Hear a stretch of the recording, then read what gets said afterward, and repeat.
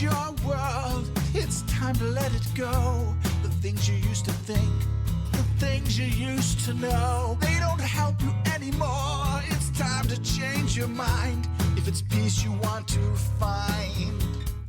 This is Kurt Kaikonen, pastor of Calvary Chapel, Waterford, at your neighborhood church. Today on Change Your World, we'll be in the book of 1st and 2nd Samuel. So grab your Bible and let's get started. It's time to change your world. You need to let it go. And here, Ahimelech is mentioned for the very first time as the priest.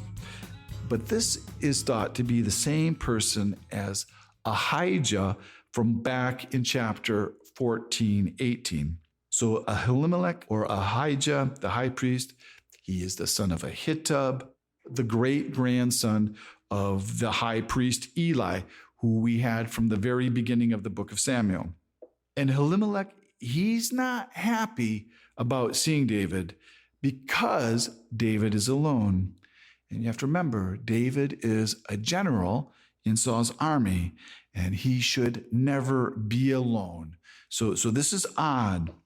And some wonder if maybe he had heard of some of the relationship problems between David and Saul. But here where it says Ahimelech is afraid, the word used here means trembling, that he is literally shaking with fear. And he asked David, "Why are you alone and why is no one with you?" And David, he lies to the priest, and he's pretending that he's not alone and that his men, they're all just off somewhere. But this is a lie.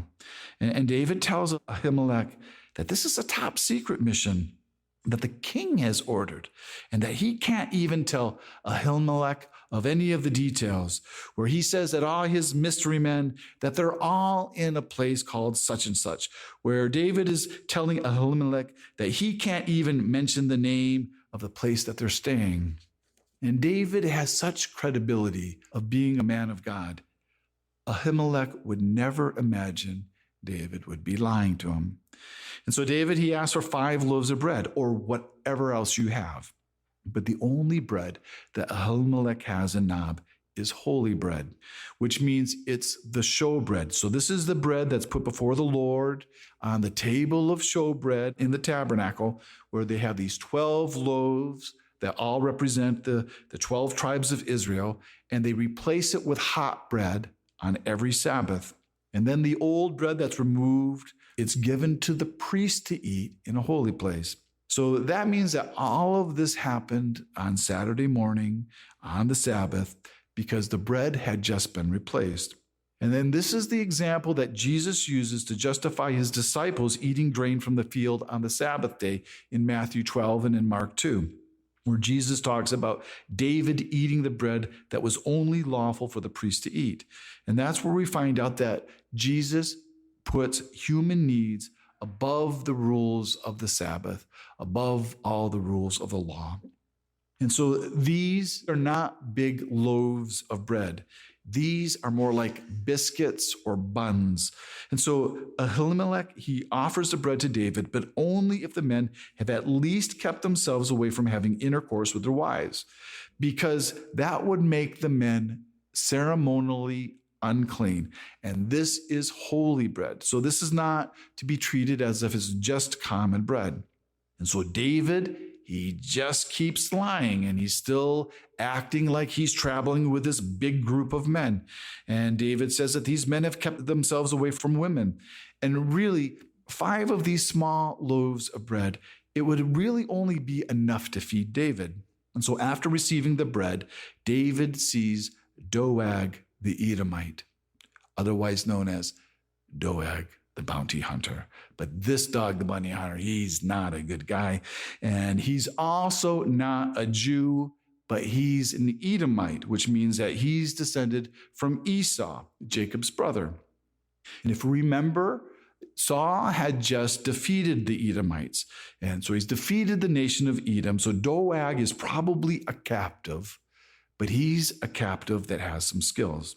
So Saul made him the chief of Saul's herdsmen. And that word chief in Hebrew means mighty, but it can also be used to mean violent or obstinate.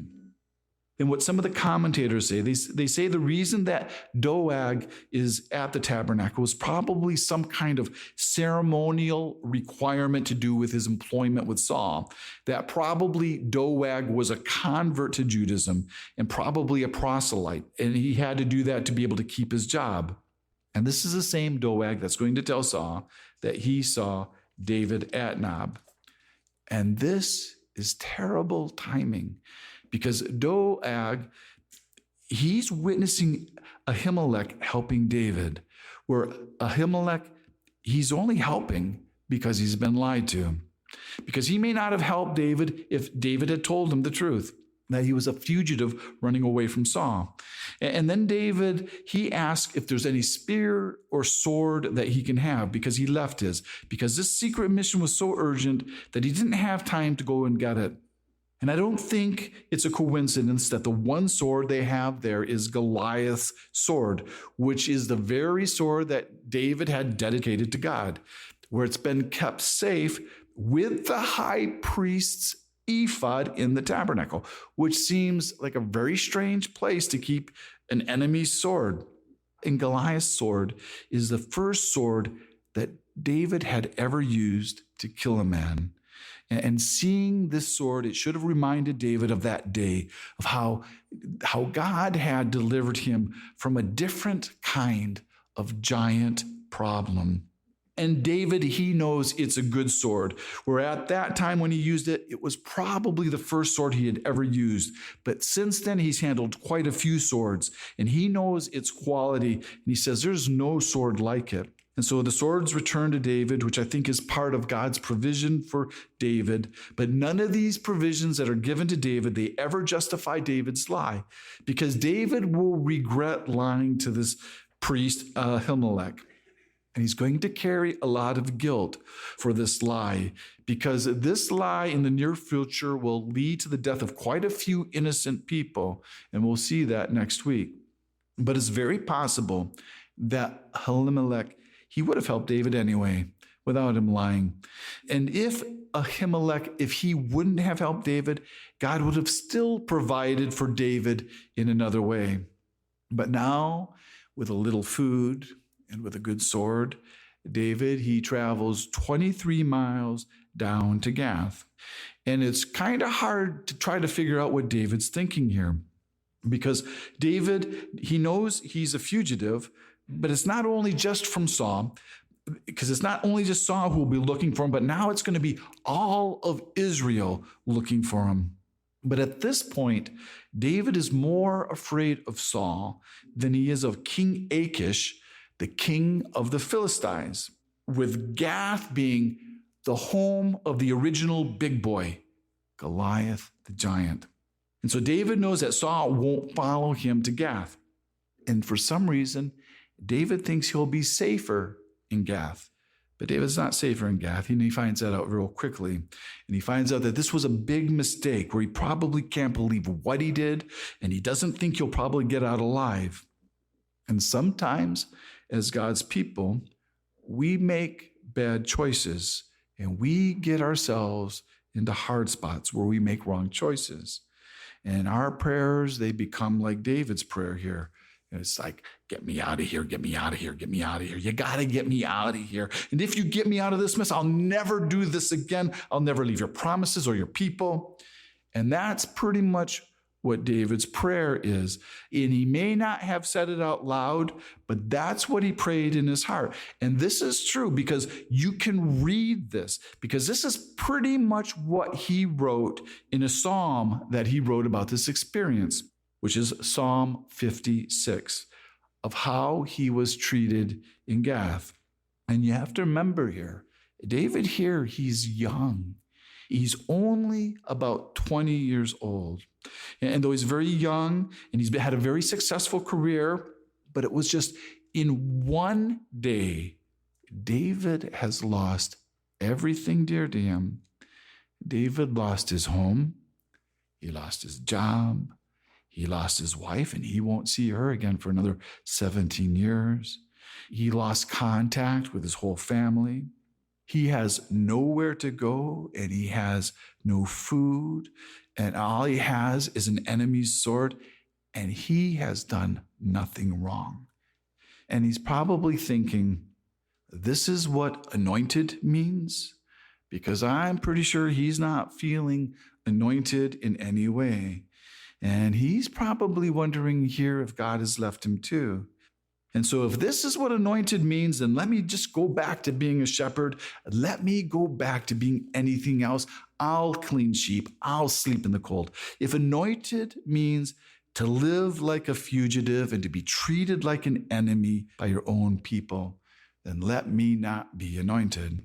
And walking into Gath isn't like walking into any place that David has ever walked in before, because it's not like Bethlehem.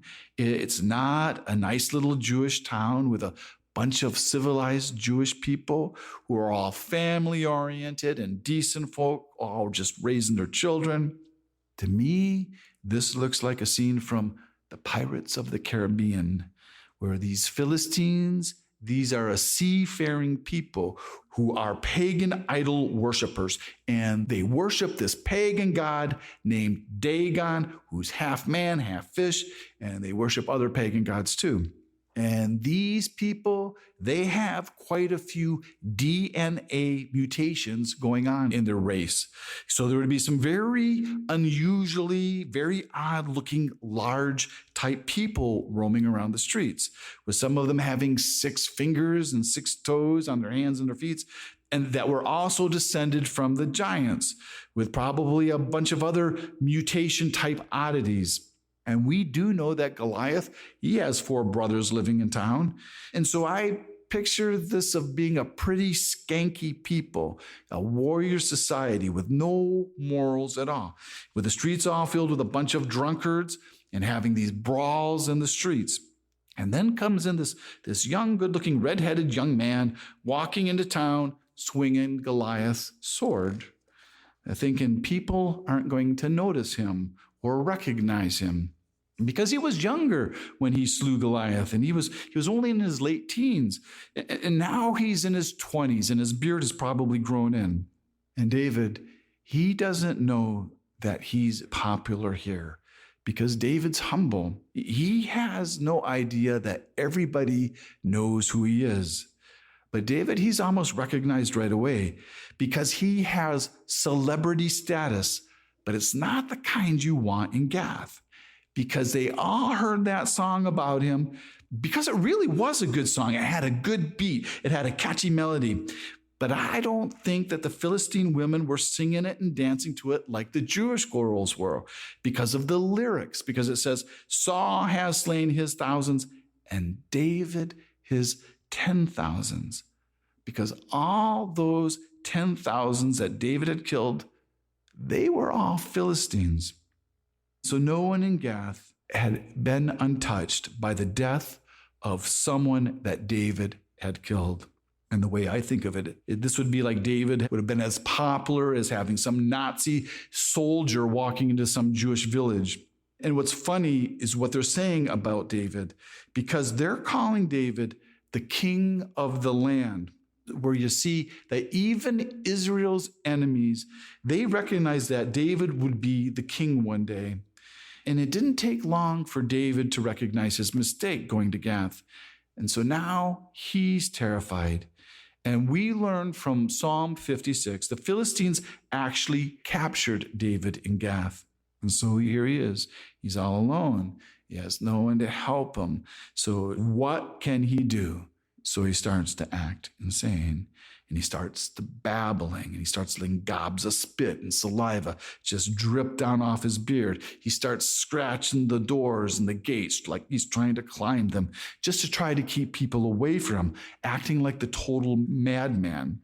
And so when I picture this, what I picture is I picture David acting like some kind of drunk Captain Jack Sparrow, especially from that scene in Davy Jones' locker with all the different Captain Jacks, and he's saying the stupidest things and eating bugs off the ground. And you wonder, well, how did David learn how to act like a madman? And if you think about this, it might give us a little bit of insight to how bad Saul was from all those episodes that he had with a distressing spirit.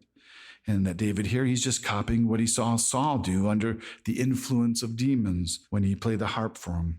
And David did this so well that King Achish, he believed he was totally insane, or else he was thinking, there is no way that this insane man can be that same David. And Achish, he says, he has enough madmen around him.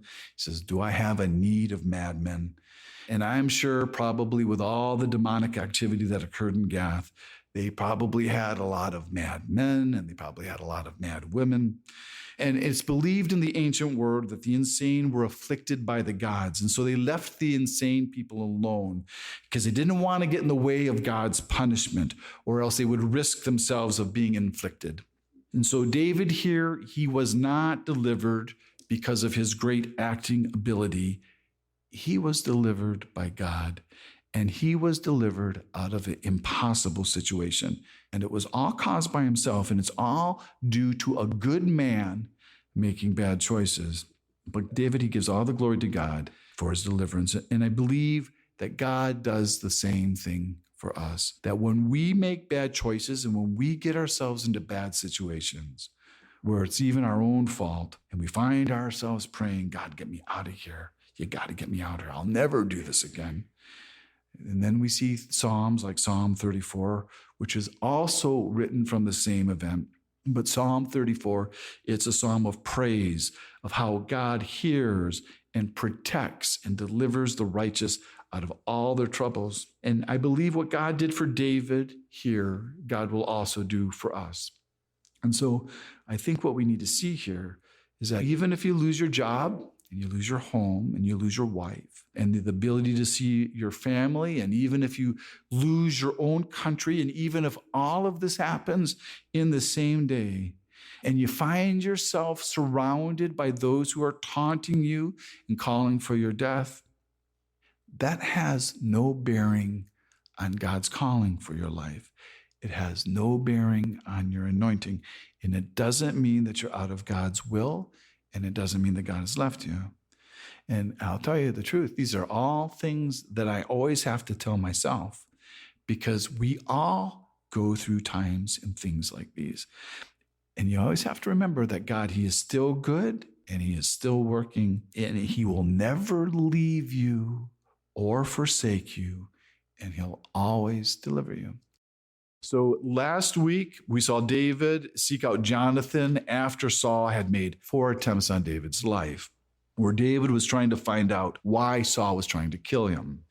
And Jonathan, in disbelief that his father would do such a thing, he tested his father, King Saul, a test that was created by David that ended up proving that Saul did desire to kill David.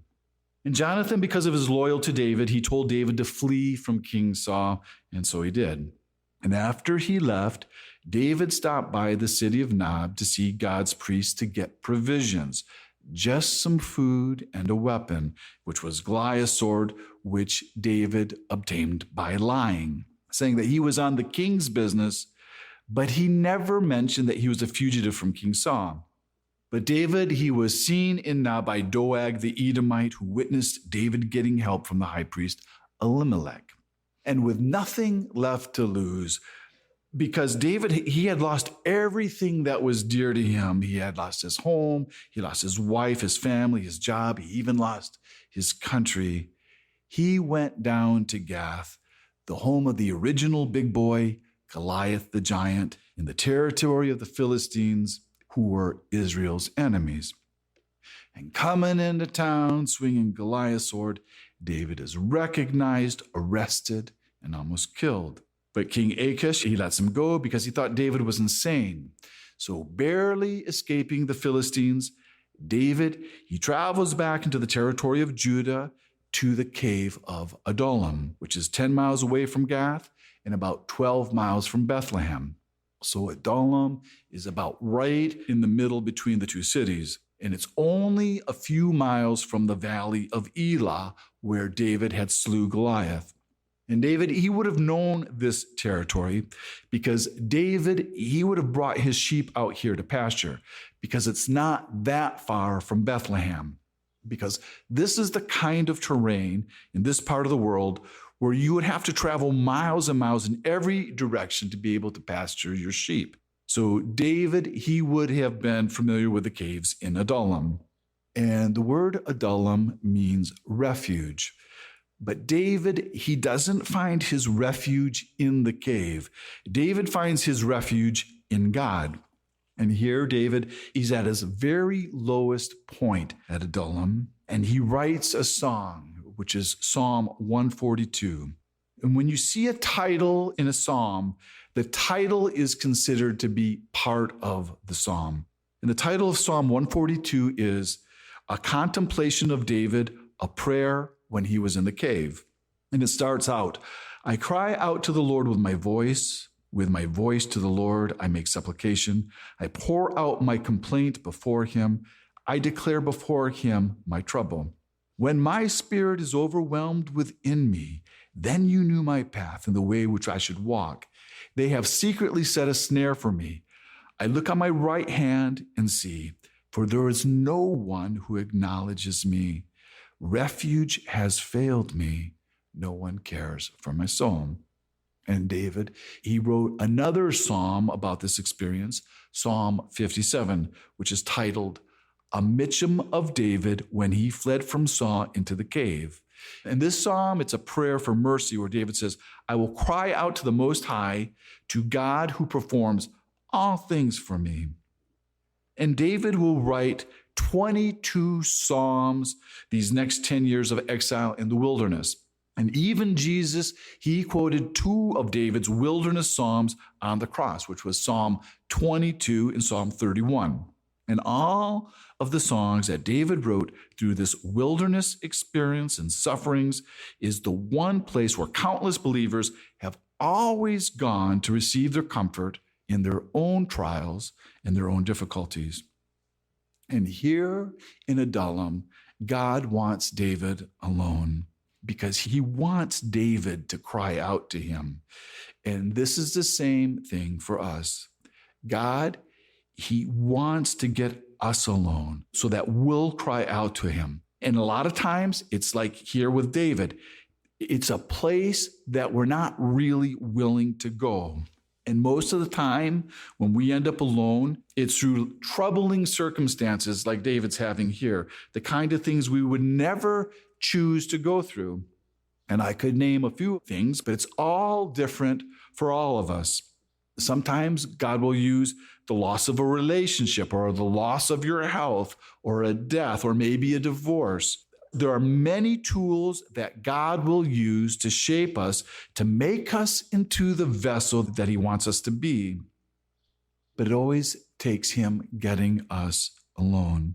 And you can even be alone when you're around other people.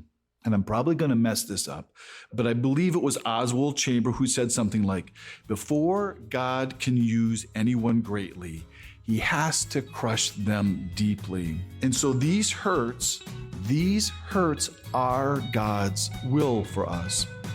And just like the way God does it with us, God doesn't leave David alone like this forever. You need to change your world. You need to let it go. Oh. Thanks for listening to Change Your World. Change Your World is an outreach of Calvary Chapel, Waterford, and your neighborhood church. If you're listening to Change Your World in the Detroit metro area, why don't you join us for church this Sunday? Our service time is 10 a.m. at Calvary Chapel, Waterford, 183 South Winding Drive, Waterford, Michigan. We're competing with the Catholics. It's only an hour. All the donuts you can eat, and you don't have to believe a thing we say, but it could change your world. You need to change your world. The rest of today's message can be heard at yourneighborhoodchurch.org. So check us out and download the app. And until next week, remember,